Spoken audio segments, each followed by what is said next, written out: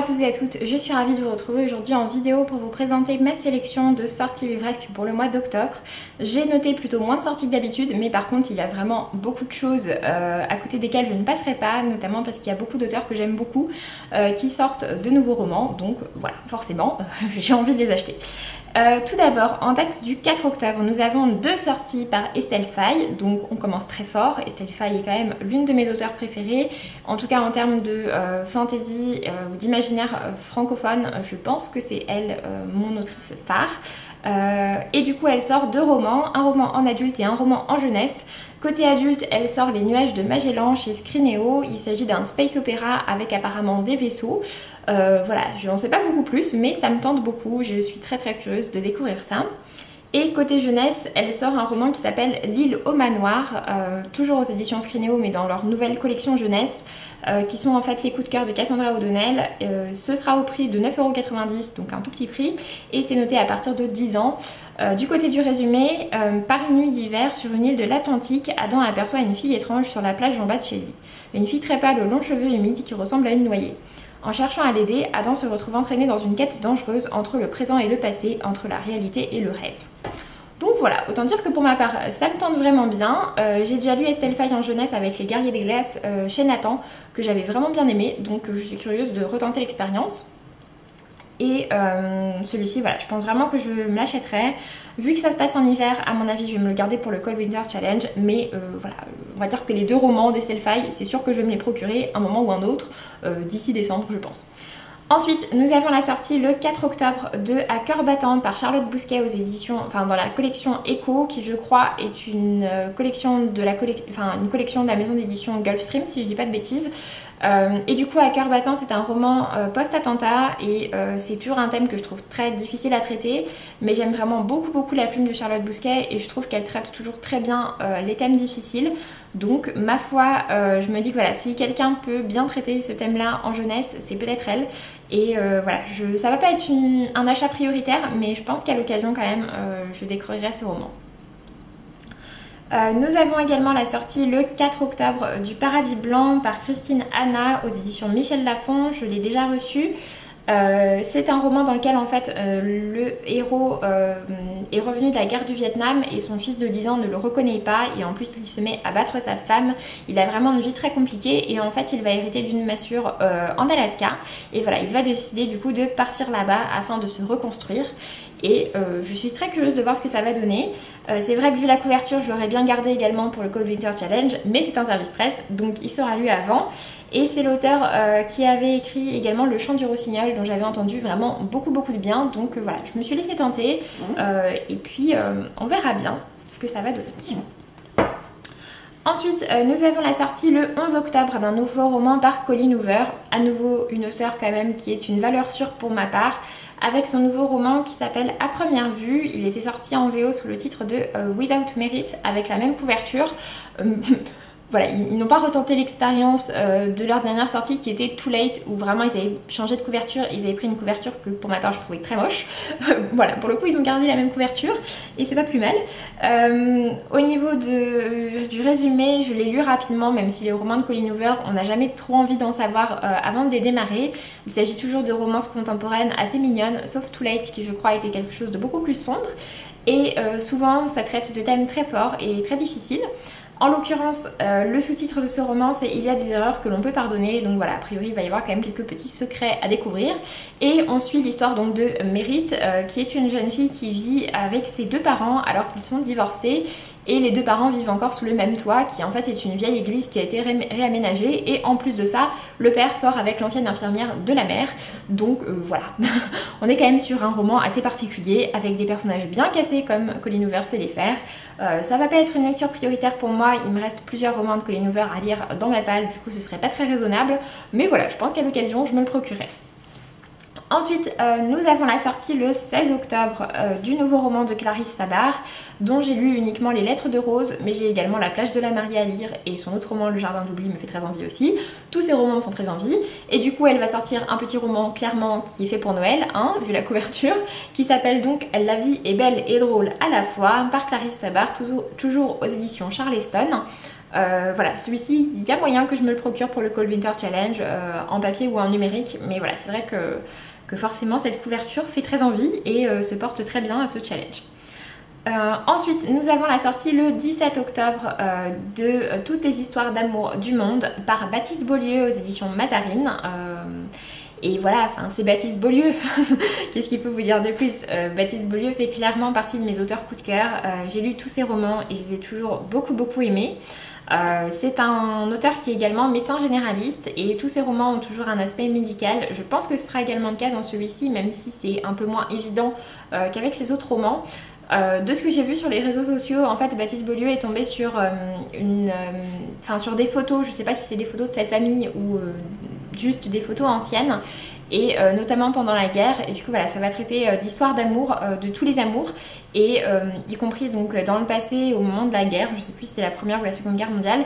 Et voilà, ça m'étonnerait pas qu'il y ait un petit peu de médical par-dessus, mais en tout cas j'aime toujours beaucoup la sensibilité de Baptiste Beaulieu, donc je sais que c'est un roman qui va me plaire, et je sais que c'est un roman que je vais lire prochainement. Ensuite, Manon Fargeton, également une autrice que j'aime beaucoup, mais que j'ai découvert pour l'instant uniquement en fantasy adulte, donc avec L'héritage des rois passeurs et Les illusions de Saveloire chez Brajlon, va sortir cette fois-ci 10 jours avant la fin du monde aux éditions Gallimard Jeunesse. Celui-ci, voilà, je pense également que je vais le lire. C'est un roman en fait dans lequel on parle d'explosions qui ont eu lieu sur Terre et du coup il reste 10 jours avant la fin du monde et en fait on va suivre les histoires de 6 jeunes qui vont essayer de se mettre ensemble pour survivre. Il me semble que c'est un one shot mais je ne suis pas 100% sûre, même si Manon Fargeton fait quand même assez souvent des one shots. Donc voilà, je suis curieuse de lire ça. Il sort le 18 octobre. Toujours en date du 18 octobre, nous avons le tome 3 de Rebelles du désert par Alwyn Hamilton. J'ai pas encore trouvé de couverture française chez Pocket Jeunesse, mais en VO la couverture ressemble à ceci et je pense qu'elle va être plutôt gardée vu que c'est ce qu'ils avaient fait pour les tomes précédents. Et en même temps, il y a également la sortie du tome 2 en poche, également le 18 octobre. Je sais que plusieurs personnes avaient démarré la série en poche, donc voilà, c'est une bonne nouvelle. Et pour ma part, du coup, je vais peut-être me laisser tenter pour enfin démarrer cette série. C'est, je sais pas énormément de choses, c'est une série de fantasy qui se passe en Orient, dans le désert, voilà, j'en sais pas beaucoup plus. Ensuite, nous avons une sortie en date du 23 octobre. C'est une sortie que j'ai notée depuis au moins le mois de mars, puisque je sais que j'en avais parlé au Salon du Livre de Paris avec les éditeurs. Il s'agit de la sortie du Crocus jaune par Laïla Ibrahim aux éditions Amazon Crossing. Et vu la couverture, clairement c'est une histoire sur la ségrégation raciale. Les éditeurs m'ont dit que le roman avait vraiment eu de très bons retours en VO. Donc voilà, je suis très curieuse de lire ça. Je pense que ce sera lu prochainement aussi. Et pour terminer sur les sorties en grand format, nous avons 2 sorties en date du 24 octobre que je pense que vous avez déjà notées si vous suivez un peu ces maisons d'édition. Il s'agit en fait de la sortie du tome 3 de Grisha par Laïs Bardugo, donc L'oiseau de feu aux éditions Milan. J'aime beaucoup cette 3e couverture. J'ai lu pour l'instant uniquement le tome 1 que j'ai bien aimé, mais beaucoup moins que la duologie Six of Crows que je trouve plus aboutie. Après voilà, c'est les premiers livres de l'auteur et puis je pense que la série va gagner en maturité au fil des tomes, en tout cas c'est ce que j'espère. Du coup voilà, il me reste le 2e tome à lire, j'achèterai le tome 3 une fois que j'aurai lu le tome 2, on va pas se précipiter, mais voilà, je pense que je l'achèterai. Et Laïs Bardugo sort également en même temps Le Chant des Ronces, qui est toujours chez Milan, qui est cette fois-ci un recueil de nouvelles qui se passe dans l'univers de Grisha et de Six of Crows. Celui-ci pour le coup, il me tente carrément. Et je sais que c'était un roman illustré en VO, donc j'espère que les illustrations ont été gardées pour la version française. On verra bien. Ensuite, du côté des sorties poche, je vous ai pas noté grand chose. J'ai noté tout d'abord l'intégrale de Terre-Mère par Ursula Le Guin aux éditions Le Livre de Poche. Le Guin, Le Guin, je sais jamais comment ça se prononce. Avec une introduction, des postfaces et des nouvelles inédites. C'est un cycle de fantasy qui me fait très envie, que j'ai très envie de découvrir. Et je dois dire que cette réédition me charme beaucoup. Et donc c'est en date du 3 octobre, donc tout prochainement. Nous avons également la sortie le 3 octobre de Boudica par Jean-Laurent Del Socorro aux éditions J'ai lu. C'est un roman que j'ai déjà lu aux éditions ActuSF. Je dois dire que je préfère la couverture de chez ActuSF. C'est un roman qui traite de l'histoire d'une guerrière celte qui a réellement existé, et même si Jean-Laurent Del Socorro a ensuite un petit peu arrangé l'histoire et a rajouté quelques éléments de fantasy et a un petit peu brodé, puisque forcément on ne connaissait pas tout de l'histoire de cette femme, étant donné que ça s'est passé quand même il y a très longtemps. Mais Mais voilà, c'est un roman que j'ai beaucoup aimé, que j'ai trouvé très intéressant et je vous le recommande. Nous avons également la sortie le 4 octobre de Point Cardinal par Léonore de Rucondo aux éditions Point. C'est un roman que j'ai énormément aimé, il fait partie de mes meilleures lectures de l'année 2017. Et je suis très contente de voir qu'il sort en poche. J'espère qu'il attirera vraiment du monde. C'est un roman qui traite de transsexualité. Et voilà, je l'ai trouvé vraiment très fort. Et ce qui est surtout très intéressant, c'est qu'on a donc l'histoire de cet homme qui se sent femme et qui décide de faire la transition. Et on a également le soutien de sa famille autour, y compris de sa femme. Et je trouvais ça vraiment très intéressant. Et puis, même si de manière générale, comme beaucoup de personnes, je suis pas très branchée petit bandeau, en l'occurrence, c'est pour le prix du roman des étudiants France Culture Télérama et j'ai fait partie de ce prix l'année dernière et j'ai vraiment beaucoup soutenu Point Cardinal. Du coup, je suis très contente de voir que voilà, qu'il a... Enfin, j'étais très contente qu'il ait remporté le prix et du coup, voilà, je dois dire que pour une fois, je suis fort contente de voir ce petit bandeau sur un livre. Ensuite, nous avons également la sortie le 17 octobre du tome 2 de La Main de l'Empereur par Olivier Gay aux éditions Bragelonne. Je n'ai pas encore lu le premier tome, mais j'ai bien aimé la duologie des épées de glace, donc pourquoi pas découvrir cette nouvelle série. Et la dernière sortie poche que j'ai notée, celle-ci c'est sûr que je vais me la procurer et assez rapidement après sa sortie. Il s'agit de Chère Mamie par Virginie Grimaldi. En plus, je dois dire que j'aime vraiment beaucoup cette couverture qui sort en partenariat entre Fayard et le livre de poche. En fait, Virginie Grimaldi poste depuis quelques temps maintenant déjà sur Instagram des petites tranches de vie qu'elle raconte sous la forme de lettres à sa mamie. Et du coup, tout commence par Chère Mamie.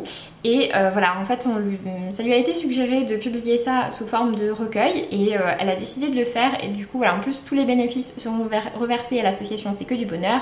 Le livre va sortir pour 5 € seulement, donc le 31 octobre. Pour ma part, c'est sûr, je vais l'acheter, d'autant plus que j'aime beaucoup la plume et la sensibilité de Virginie Grimaldi. Donc voilà.